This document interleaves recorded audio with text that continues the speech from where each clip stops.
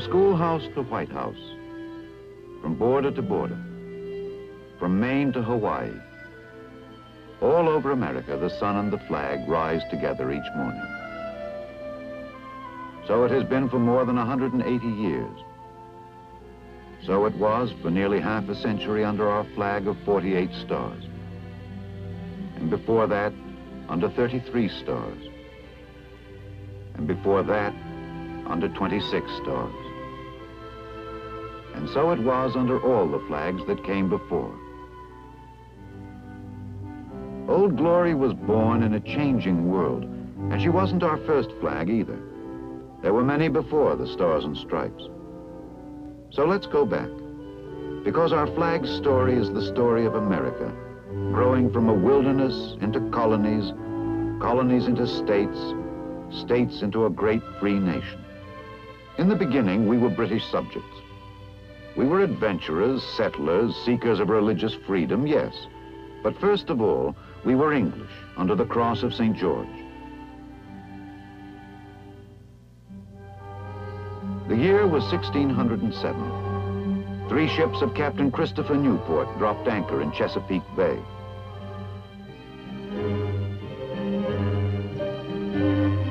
They were 4 months out of London. The new land was as strange to them as the planet Mars. Lord Percy's diary for this day says, "Ashore we found fair meadows and goodly tall trees, noble forests, the ground carpeted with flowers, gay, fine strawberries, turkey nests, and Indians.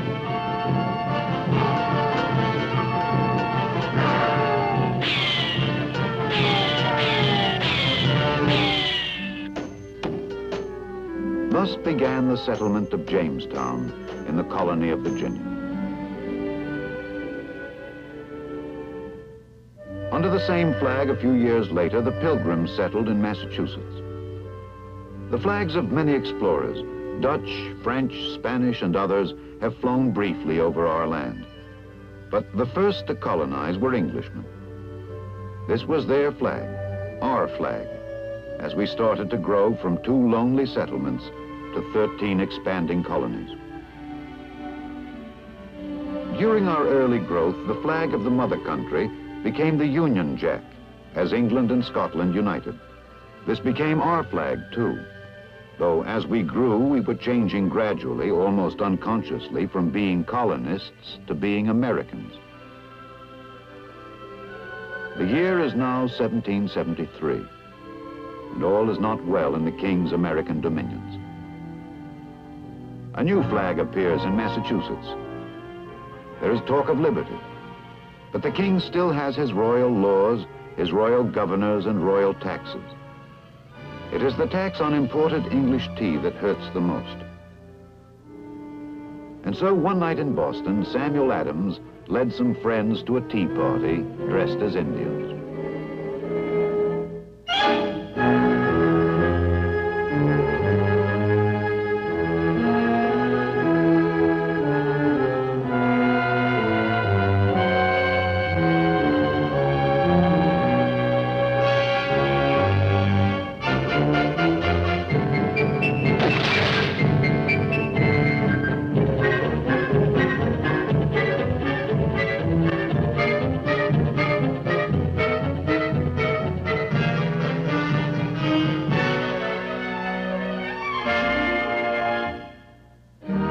The strange new flag said liberty, but it was only a hope, not a reality. And British troops cut down the liberty flags wherever they went up. And so the colonies simmered like a kettle on a fire. And the fire grew warmer, and presently came the explosion. The year 1775. Already at Concord, Massachusetts, the shot heard round the world has been fired. In June, a force of patriots gathers on Breed's Hill and Bunker Hill outside Boston. This is their flag.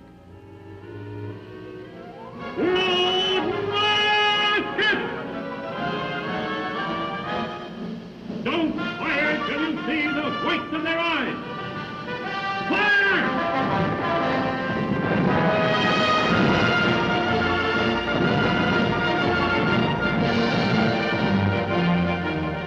Bunker Hill was the first pitched battle of the Revolution, and we lost it. But the British paid a murderous price. They knew now for the first time that it would be a fight to the finish. From the pine-forested hills of New England, more Patriot forces gathered as General Washington took command. Aptly enough, the pine tree flag was flown by many of them, distinguishing New Englanders from troops of other colonies.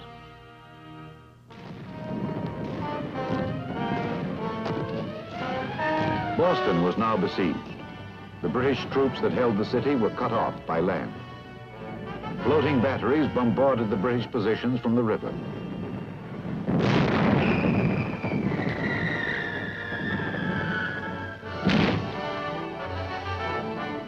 Along the coasts, armed privateers fought running battles with British men of war.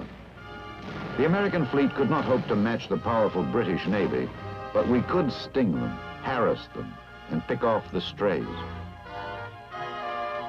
The first fighting schooners of General Washington flew this flag. It is a Massachusetts flag, but each colony had a navy of its own, too, ranging from one galley to as many as 72 vessels. Now the year is 1776. After the opening clashes, the war thus far is about even. We have one failure at Quebec and one success at Boston. Now another flag appears with a new and deadly device, the rattlesnake. The first Marines land with this flag in a raid on the Bahamas in February. It is seen with the South Carolina Navy also.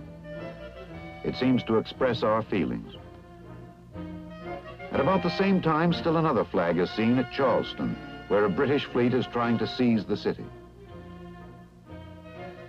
For 10 hours, the British warships pounded Fort Sullivan, almost at point-blank range. But for 10 hours, the Carolina men fought back like demons, destroying one ship, crippling others, until the enemy gave up and sailed back to sea. Thus, we gained another victory. But the war was young. So far, it was just a rebellion, not yet a revolution. Now, as the summer comes on in 1776, one flag rises above all others, the Grand Union. The rebellious stripes, descended from an old Dutch freedom flag, stand for the 13 colonies. The British Union Jack in the corner shows we have not yet broken away from the empire. But a great decision is approaching. The orators, the firebrands, like Patrick Henry and Tom Paine, have been heard. The committees of correspondence and the Sons of Liberty have done their work. The word independence is heard more and more. The idea of independence spreads and grows. Now it is the time of the Continental Congress meeting in Philadelphia. The time of John Hancock, John Adams, old Ben Franklin, and young Tom Jefferson. The tree of liberty must be refreshed from time to time with the blood of patriots and tyrants. We must hang together, or most assuredly, we shall all hang separately. There is but one course, a union, a confederation of 13 states, independent of parliament, of ministers, and of kings.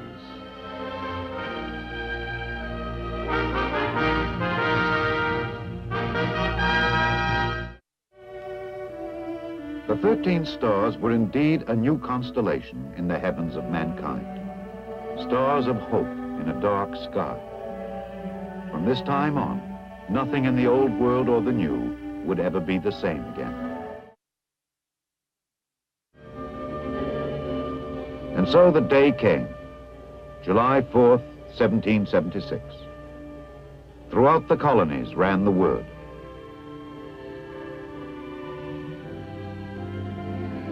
Hear ye a declaration by the Continental Congress, when in the course of human events it becomes necessary for one people to dissolve the political bands which have connected them with another. We hold these truths to be self-evident, that all men are created equal, that they are endowed by their Creator with certain unalienable rights. The history of the present King of Great Britain is a history of repeated injuries and usurpations, all having in direct object the establishment of an absolute tyranny over these states. Thus, in the midst of a war which the king might easily win, the colonists denounced that king as a tyrant and proclaimed independence throughout the land. No sooner had we declared independence than General Howe struck at New York with a big fleet and an even bigger army. Beaten on Long Island, we retreated to Manhattan.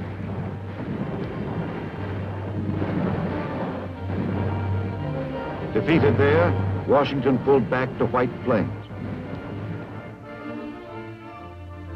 Then across the Hudson into New Jersey, and then retreated still farther south and west to the Delaware River.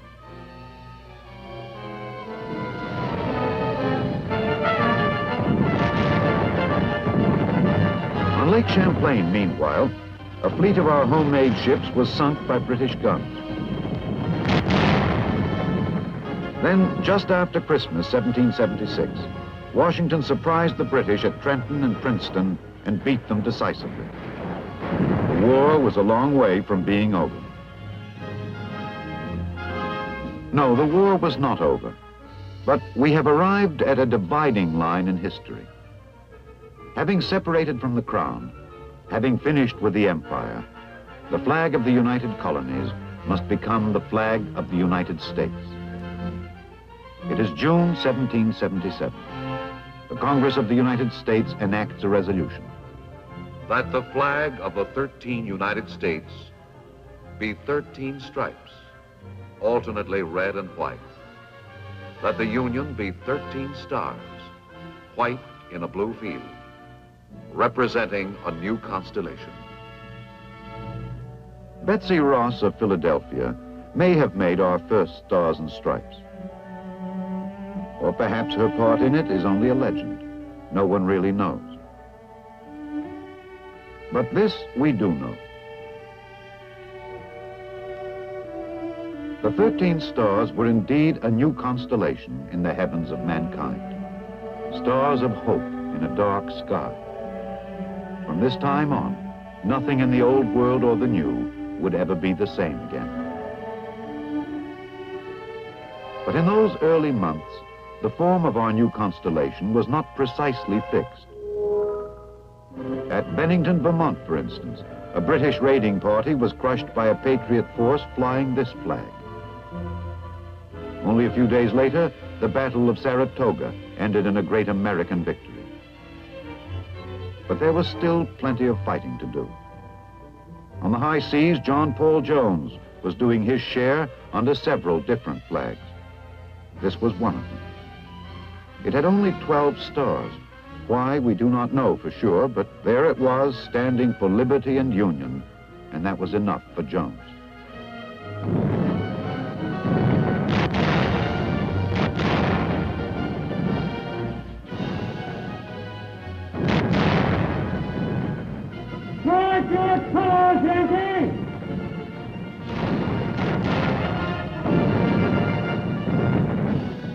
We have not yet begun to fight.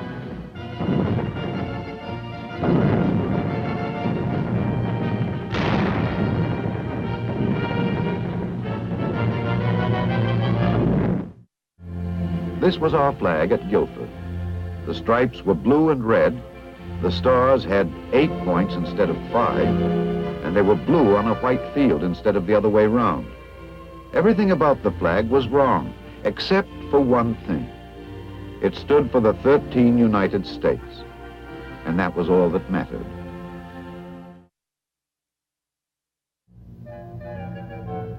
On land in 1779, 80, and 81, the war flickered across the Carolinas. An American general said, We fight, get beat, rise and fight again. We lost at Camden. and won at Kings Mountain. We won at Cowpens and lost at Guilford Courthouse. But win or lose, the British were paying dearly. This was our flag at Guilford. The stripes were blue and red. The stars had 8 points instead of 5, and they were blue on a white field instead of the other way round. Everything about the flag was wrong, except for one thing. It stood for the 13 United States, and that was all that mattered. The summer came on in 1781, and Cornwallis took his British army to the Virginia coast to contact the British fleet.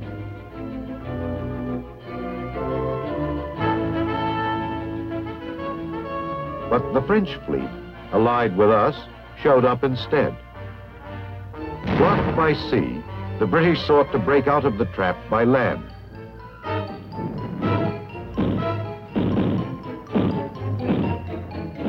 But Washington was there with every cannon the colonies could muster.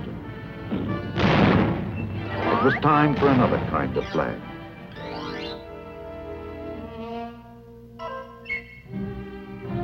October 19th, 1781, Yorktown, Virginia. 7,247 British troops surrendered. The impossible thing had happened. The impossible dream had come true. It was 6.5 years from the first shot at Concord to the last at Yorktown. Against the greatest nation on earth, we had won the unalienable right to be free.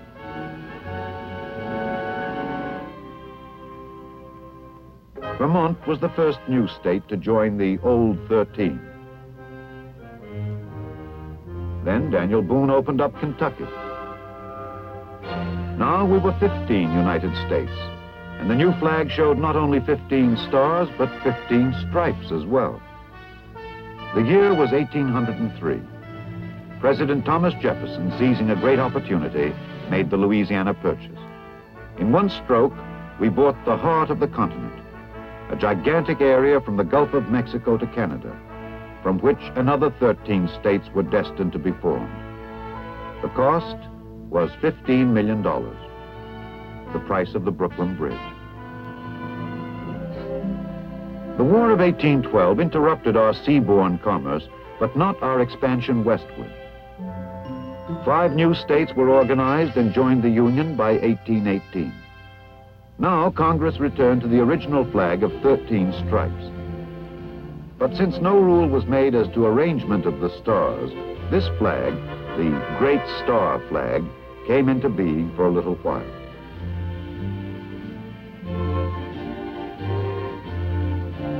Most flag makers were content, however, to place the 20 stars in straight rows. Not that the 20-star flag could last for long. No, these were years when the making of flags could scarcely keep pace with the making of states.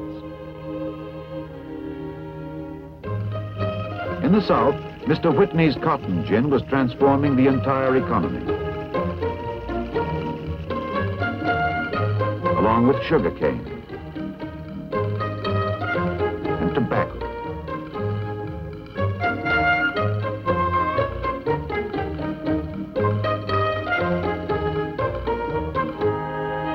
By 1837, 6 more states had joined the Union. Every few years, the stars of the flag had to be rearranged and increased. The settlements grew into villages, the villages into towns, and the towns began calling themselves cities. Not everyone thought we'd keep on growing. A United States senator about this time said, "After we pass the Missouri River, except on a few streams, there is no territory fit for settlement or habitation." Well, maybe not. But if he'd spoken in independence, his words would have been lost in the clouds of dust raised by the westbound wagon trains, heading out over the Santa Fe Trail and the Spanish Trail, the Oregon Trail, and the California Trail. By the annexation of Texas and the Mexican Cession, we at length had reached the Pacific coast. and soon we had more states to add to the growing Union.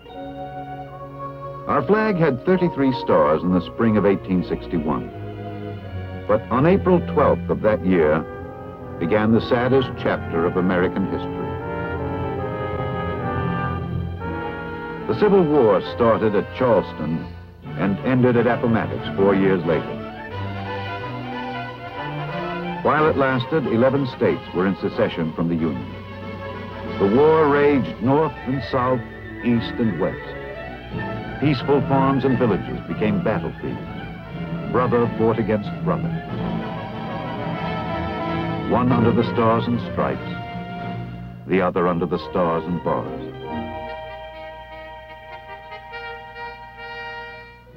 This battle flag was also carried by Confederate forces throughout the war.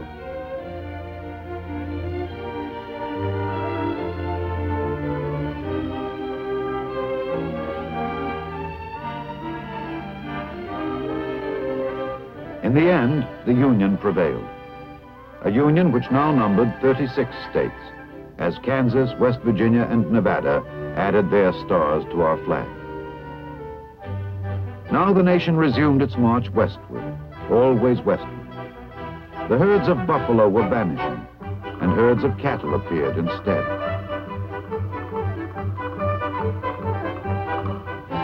The railroad from the east joined the railroad from the west in what is now Utah. And in Philadelphia, there was a great centennial exposition.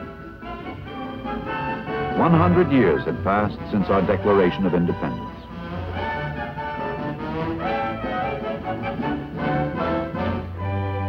To mark this event, a Jubilee flag was flown, with the 13 stars of our first constellation now part of a bigger galaxy.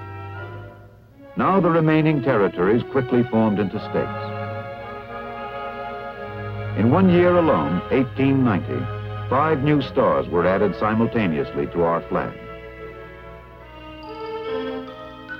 And by 1912, all the gaps had been filled.